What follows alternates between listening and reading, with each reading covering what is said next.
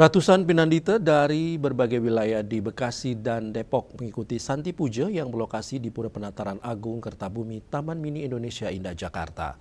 Momentum Santi Puja digunakan untuk memanjatkan doa-doa suci agar Puja Wali ke-51 berjalan sukses dan baik.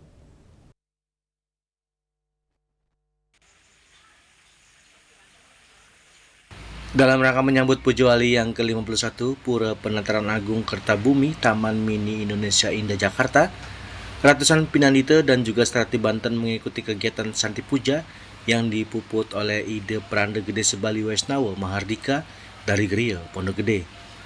Salah satu ketua Sukaduka Hindu Dharma Banjar Hitakarma Pondok Gede, Iwayan Sukarata, mengatakan tujuan Santi Puja memohon kedamaian, ketenangan, pikiran, dan kelancaran Puja Wali, serta untuk membersihkan pengaruh negatif dan menciptakan aura kebaikan, baik untuk kegiatan umat Hindu maupun secara pribadi. Iwayan Sukarata mengatakan, momentum Santi Puja memanjatkan doa-doa suci agar Puja Wali ke-51 berjalan sukses dan baik. Kementerian Agama Republik Indonesia besok kita akan melampas, dilanjutkan dengan pengajian.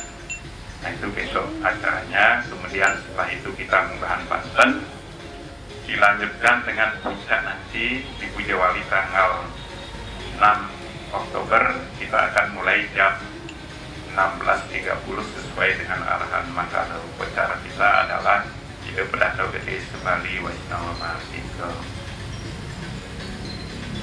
Nah sekali lagi kami sebagai pengempot pura mengucapkan terima kasih.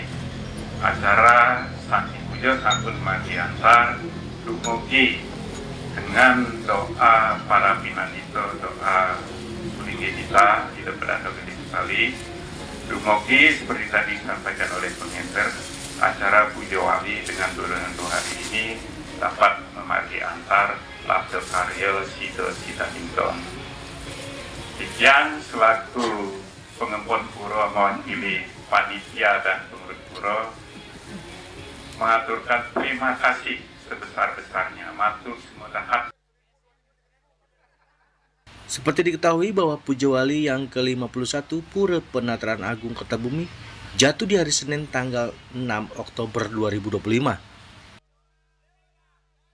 Dari Jakarta, Julius Walter dan Ketut Sumadiasa melaporkan.